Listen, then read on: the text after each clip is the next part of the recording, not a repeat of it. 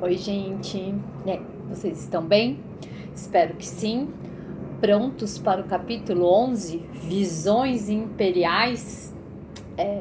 Nós vamos aí para a segunda ordem imaginada, né, que o autor Yuval Harari destaca no seu livro, que dominaram, né, que tiveram predominância universal no nosso mundo. Então, se você está chegando agora e ainda não me conhece, eu sou Rosângela Carvalho e o objetivo deste canal é compartilhar conhecimento por meio da leitura.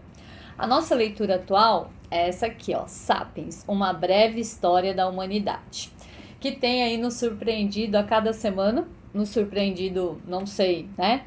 Eu É positivo, eu acho, a gente ter a consciência do que ocorreu, né, na nossa história. Então, eu vejo como positivo essa consciência, adquirir essa consciência, e negativo é enxergar o que a gente vem fazendo, né, na nossa história, o que o Homo sapiens vem fazendo na nossa história.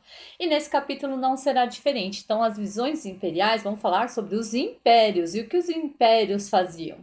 Eles vinham arrastando tudo, eles destruíam tudo que tinha pela frente para dominar novos territórios. Então eles não se importavam com os povos que ali existiam, né? Eles só iam dominando cada vez mais territórios. Mas antes da gente ver isso tudo, né, vamos começar aqui, né, pelo começo do capítulo. Então ele vai dizer, o autor, né, que no século II antes de Cristo, a Roma era um grande império. Então eu vou ler aqui que ela estava tentando dominar uma pequena cidade e vocês vão descobrir o que essa pequena cidade fez. Vamos lá, nossa primeira citação de hoje. Uma pequena cidade insignificante, montanhosa chamada Numância, habitada por celtas nativos da península, ousou resistir à dominação romana. Roma, na época, era uma senhora inquestionável de toda a bacia do Mediterrâneo, tendo conquistado os impérios macedônio, a Seleucida e subjugado as gloriosas cidades-estados da Grécia e reduzido Cartago a ruínas em chamas. Os numantinos não tinham nada ao seu lado além de um amor brutal pela liberdade e por suas terras inóspitas. Ainda assim, obrigaram diversas legiões a se renderem e recuarem humilhadas. Então, nós temos aqui Roma querendo dominar aí mais um território e o seu povo, os numantinos, resistindo. Então, o que aconteceu? Em 134 a.C., Roma esgotou sua paciência e aí ela chamou Cipião Emiliano, que era o melhor general da época. Inclusive, foi o general que tinha derrubado Cartago. E ele teve um exército de 30 mil soldados para dominar a Numancia. E ele era inteligentíssimo, estratégico, general, melhor da época. O que ele fez? Ele não foi a combate. Ele cercou toda a cidade e só esperou. Eles não tinham como sair para buscar alimentos. Se eles saíssem, eles iam enfrentar o exército. Então, após um ano desse cerco, a Numancia ela teria que se entregar. Mas o que eles fizeram? Eles não se entregaram. Eles atearam fogo na cidade e se mataram. Então, hoje em dia, os numantinos, eles são símbolos, né, de coragem e liberdade dos espanhóis. Então, eles ainda são tidos, né, eles são, lá em alguns lugares tem a história sobre eles, né, contando desse momento aí, que eles não se subjugaram a ser escravos, eles não queriam tornar-se escravos de Roma, então eles preferiram a morte. Né? Então, quando a gente luta contra o império, acontece isso, ou a gente é subjugado, né, se torna escravo desse império, ou você opta pela morte. Então, sempre há uma escolha, mesmo que essa escolha seja suicida, né? Quando penso nessa questão de escolha, eu lembro de uma situação que eu passei uma vez, quando eu fazia teatro, isso há muito tempo atrás, que o meu professor ele falou isso, que a gente sempre tem uma escolha. Sempre tem uma escolha. E naquele dia eu tava muito chateada. Lógico que todo mundo já teve época aí de dificuldades, né? E eu falei pra ele assim: eu não tinha escolha, eu só podia vir com esses sapatos, porque é o único que eu tenho. E ele olhou pra mim e falou: você tinha escolha, você poderia ter vindo descalço. Então, assim, a gente sempre tem uma escolha, mesmo que ela seja trágica. Então, nunca pense que você está numa situação encurralada e você não tem uma escolha. Tem, mas pode ser trágico. Bom, continuando. Então, Roma dominou lá os numantinos, na verdade, né, uma cidade em ruínas, e eles viraram um exemplo de liberdade e coragem para os espanhóis. Mas eu vou ler outra citação aqui para vocês. Não é isso que a gente gosta, né? Porque o que acontece? A vitória de Roma sobre a Numancia foi tão completa que os vitoriosos se apropriaram até da memória dos derrotados. Lembra que a história sempre é contada pelos vitoriosos, nunca por quem perdeu a guerra? E não é o nosso tipo de história. Gostamos de ver os menos favorecidos vencerem. Mas lembra, não há justiça na história. A maioria das culturas do passado, mais cedo ou mais tarde, acabou se tornando vítima dos exércitos de algum império implacável, que as relegou ao esquecimento. Os impérios também acabam sucumbindo, mas tendem a deixar para trás legados ricos e duradouros. No século XXI, praticamente todas as pessoas são fruto de algum império. Então, não tem como a gente negar, né, que os impérios dominaram aí o planeta por grande tempo e que a gente é fruto desses impérios. A gente tem ainda, né, na nossa história, no nosso DNA, os resquícios desses impérios. Mas afinal, o que é um império? Então, o autor ele vai falar que o império tem duas características importantes. Uma, ele deve ter um número significativo de povos distintos, ou seja, uma diversidade. E dois, fronteiras flexíveis, ou seja, um apetite ilimitado por dominar novos territórios. E aqui eu leio mais um trechinho para vocês. Deve-se enfatizar que um império é definido unicamente por sua diversidade e fronteiras flexíveis, mas não por suas origens, forma de governo, extensão territorial ou tamanho de sua população. O império não precisa emergir de conquistas militares. O Império Britânico, o maior da história, foi conduzido por uma democracia. Então, o que ele está trazendo aqui, que os impérios não eram só por meio de guerras, né, de chegar arrebentando tudo. Eles poderiam ir dominando territórios, mesmo que democraticamente, né, dizendo assim, nós somos bons, nós chegamos aqui para ajudá-los, né. Os impérios foram uma das principais razões para a drástica redução da diversidade humana. O rolo compressor imperial, pouco a pouco, destruiu as características singulares de inúmeros povos, como os numantinos, forjando a partir deles grupos novos e muito maiores. Para a gente falar sobre isso, a gente não precisa nem ir muito longe, a gente pode falar sobre o Brasil mesmo. Quando os portugueses chegaram aqui no Brasil, existiam cerca de 3 milhões de índios, de indígenas, e eles tinham cerca de 1.000 povos diferentes. Hoje, né, no século XXI, nós não temos, o número chegou a 70 mil indígenas, ele vem aumentando devido às leis de proteção, né, aos índios que foram feitas, mas isso a gente sabe que a gente está tendo aí um problema, né, que pode ser que caia esse número de índios de novo devido ao governo atual que a gente tem. Mas hoje que eu falo, esse livro e a pesquisa que eu fiz, ela é do censo de 2010 e o livro ele é de 2012, e aí eu fui pesquisar, a gente tem um censo de 2010. Em 2010, nós tínhamos cerca de 817 mil indígenas, divididos em cerca de 305 tribos, 274 línguas diferentes. Mas olha o tamanho da perda de diversidade que a gente teve, porque se eram 1.000 povos e agora a gente tem 305 povos, olha a diminuição. Então, quando o império ele toma conta, ele não só toma conta do território, como ele elimina um pouco dessa história. Então, um pouco fica, um pouco desaparece. Então, dependendo da resistência que esse povo dominado tiver, ele pode ser totalmente dizimado. Se ele consegue, né, fazer parte desse novo império, ele pode trazer alguns traços da sua cultura, eles podem ser mantidos, né? Então, a gente traz essa mistura. E aí, a gente vai falar, os impérios, né? O autor traz isso. Então, os impérios, eles são do mal?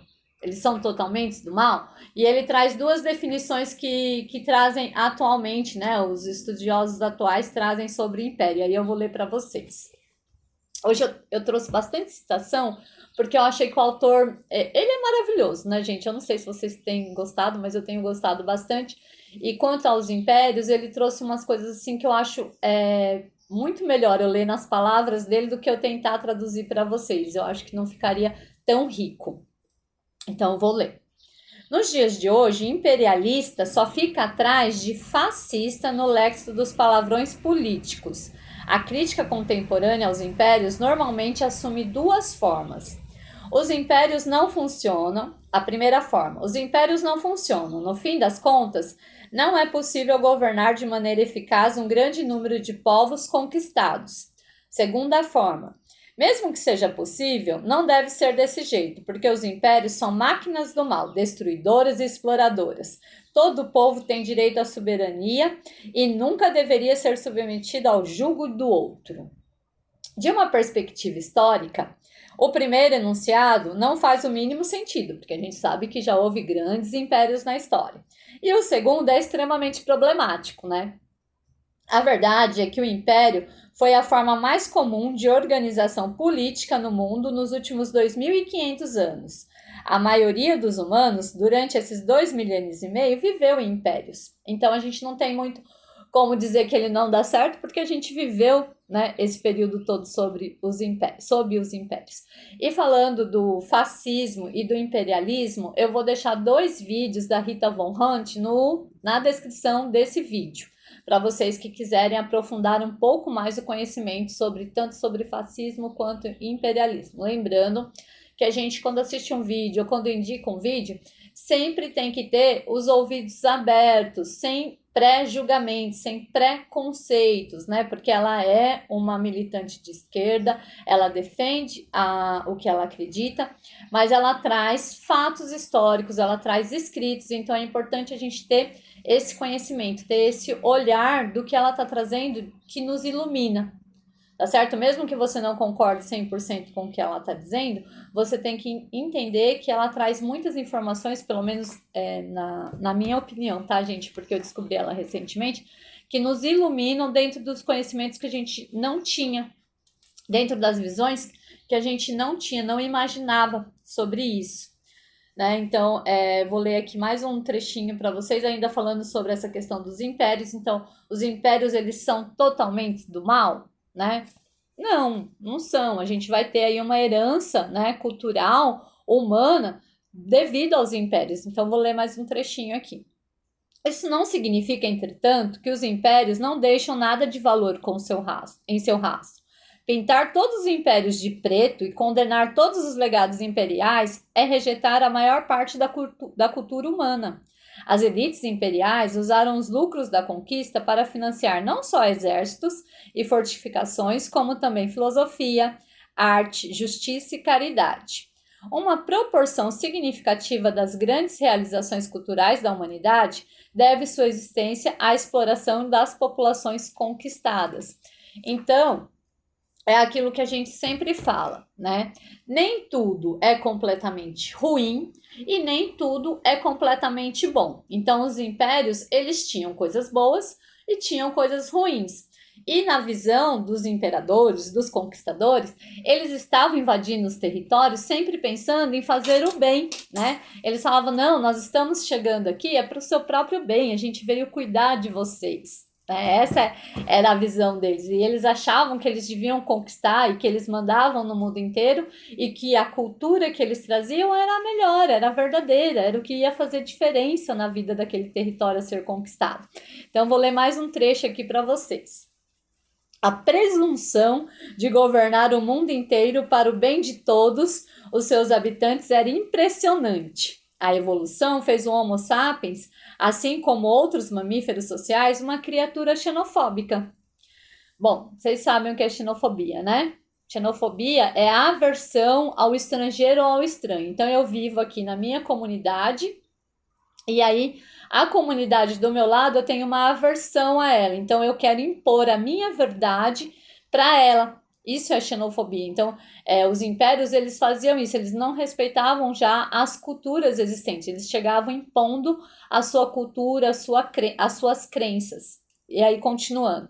Os sapiens dividem a humanidade instintivamente em duas partes, nós e eles. Então, gente, desde que o tempo é desde que o mundo é mundo, desde que o Homo sapiens veio, né? A gente já falou em alguns vídeos anteriores, aí eu lembro da gente já ter falado sobre nós e eles, se eu não me engano, foi quando a gente começou a falar sobre as formações das comunidades e começar a se preocupar com o outro, né? Deixar de sermos só nós e eles e passarmos a sermos todos nós, mas aqui ainda tem esse problema. Então a gente sempre se dividiu instintivamente entre nós e eles. E quem somos nós? Nós somos pessoas como você e eu, que partilhamos a mesma língua, a mesma religião e os mesmos costumes. Nós somos todos responsáveis uns pelos outros, mas não por eles.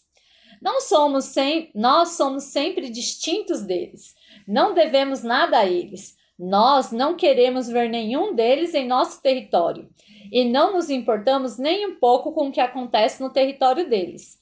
Eles mal são humanos. Então, quando a gente se coloca em alguma posição aí de superioridade, elevação, que era o caso dos imperadores, então eles achavam que eles tinham que subjugar porque essas pessoas, na verdade, nem eram pessoas. E aí ele traz aqui algumas palavras que nas línguas desses povos significavam pessoas reais, pessoas legítimas. Então eu vou ler para vocês verem como que a gente já tenta ser superior desde o início dos tempos. Na língua dos Dinkas, do Sudão, Dinkas significa simplesmente pessoas. Pessoas que não são Dinkas não são pessoas. Os piores inimigos dos Dinkas eram os Nuers. O que a palavra Nuer significa na língua Nuer? Significa pessoas legítimas. A milhares de quilômetros do deserto do Sudão, nas terras geladas do Alasca e no nordeste da Sibéria, viviam os Yupiks. E o que Yupik significa na língua deles? Significa pessoas reais. Então, o Homo sapiens, desde que ele é Homo sapiens, ele sabe que ele é uma pessoa. E aí, para ele se destacar de alguma forma, então ele não é simplesmente pessoa, ele é uma pessoa legítima. Ou ele não é simplesmente pessoa, ele é uma pessoa real. Ou quem não é pessoa não é nada. Então, sempre houve essa divisão, sempre houve um tipo de discriminação para com o outro. E aí, quando eu quero, né, quando eu chego com essa minha vontade, com esse meu ímpeto de dominar o outro, eu quero impor a minha verdade a qualquer custo. E aí ele vai trazer aqui alguns exemplos. E aí ele traz tanto exemplos de coisas que foram até em certo ponto benéficas para determinadas culturas dominadas e outros pontos que essas culturas foram subjugadas. Então eu vou ler, é um parágrafo bem longo, mas como ele traz exemplos bastante contundentes, eu vou ler ele todo para a gente analisar e pensar sobre ele, né? E ir pensando sobre ele.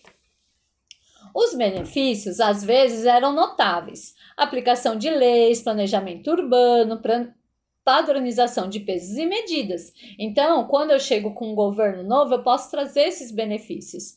Mas também, outras vezes, tinha questões questionáveis, como impostos, serviço militar obrigatório, culto ao imperador.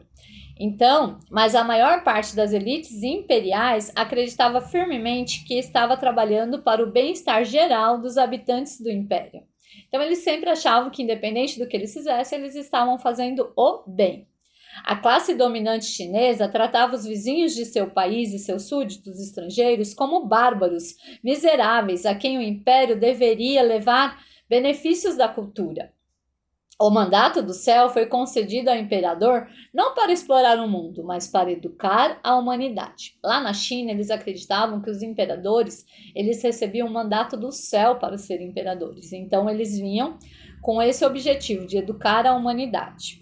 Os romanos também justificaram seu domínio argumentando que estavam concedendo paz, justiça e refinamento aos bárbaros. Os alemães selvagens e os gauleses pintados viviam na imundície e na ignorância, até que os romanos os adestraram com a lei, os lavaram em casas de banho pública e os aprimoraram com a filosofia. O Império Maurya do século III AC adotou como missão a disseminação dos ensinamentos de Buda ao mundo ignorante. Os califas muçulmanos receberam uma ordem divina para difundir a revelação do profeta, de forma pacífica, se possível, mas com o uso da espada, se necessário. O Império Espanhol e Português proclamaram que eles não que não eram riquezas que eles procuravam na Índia ou na América, mas sim adeptos da fé verdadeira. O golpe tá aí, né, gente? Cai quem quer. O Sol nunca se punha na missão britânica de difundir as mensagens do liberalismo e do livre comércio. Lá no vídeo da Rita Von Hunt, que eu vou deixar aqui, ela também fala sobre essa questão do liberalismo, porque são 2 vídeos. Então vai falar do fascismo, do imperialismo e do liberalismo. Os soviéticos se sentiram obrigados a facilitar a inexorável marcha da história do capitalismo rumo à utópica ditadura do proletariado. Hoje, muitos norte-americanos sustentam que seu governo tem o dever moral de levar aos países do terceiro mundo os benefícios da democracia e dos direitos humanos, mesmo que esses sejam entregues por mísseis de cruzeiro e F-16. Então, embora a gente não viva aí sobre os impérios, mas a gente vive sobre governos, né, estados-nação, que querem subjugar os países que eles acham que estão abaixo do que eles acreditam, abaixo das suas crenças, e sempre com esse pensamento, não, nós não estamos chegando para dominar, nós somos bonzinhos, a gente só quer levar as nossas crenças para eles porque eles são ignorantes, eles são bárbaros, né? E aí eu trago um exemplo, ele cita, né, o autor, o exemplo de Gandhi, e eu tô lendo a autobiografia de Gandhi, né, o Mahatma Gandhi, não sei se vocês já ouviram falar dele, mas ele era um indiano, hinduísta, que ele se formou em direito na Inglaterra e ele lutou pela independência da Índia da Inglaterra. E ele lá no início da sua história, ele se formou em direito, ele se vestia como inglês, ele estava bem trajado, mas isso não impediu que ele fosse expulso de um trem, porque ele estava viajando na primeira classe, mesmo tendo bilhete. Por quê? Porque ele era uma pessoa de cor. Então, por mais que você, né, que nós e eles possa tentar se difundir, a gente possa tentar se encaixar em determinadas culturas, na visão da pessoa que faz parte daquela cultura, a gente sempre vai ser ele. A gente nunca vai ser um nós. Então, o Gandhi, ele tinha estudado na Inglaterra, ele era formado em direito, ele estava bem vestido, bem trajado, e isso não impediu que ele fosse jogado para... E ele tinha o bilhete da passagem de primeira classe, mas isso não impediu que ele fosse jogado para fora do trem por ser uma pessoa de cor. Então, a gente tem que ter sempre essa visão, né? De não querer se encaixar em determinados padrões, mas a gente precisa ser aceito. Então, daquele momento em diante, ele começa a lutar pelos direitos dos indianos de circular, de viver livremente. Esse fato ocorreu na África do Sul, né, que é onde começa a questão do apartheid. A gente tem uma grande repercussão na história, e lá ele vai lutar pelos direitos dos indianos que estão lá, né, tentando viver do comércio, porque a condição na Índia era muito pior, então eles saíam para a África para tentar condições de vida melhores, só que lá eles sofriam de preconceito, né, por serem de cor, ou por serem indianos, ou por serem hindus. Então ele vai lutar pelos direitos, ele vai defender os direitos dos indianos na África do Sul, após esse triste episódio. É triste, mas ele vai lutar.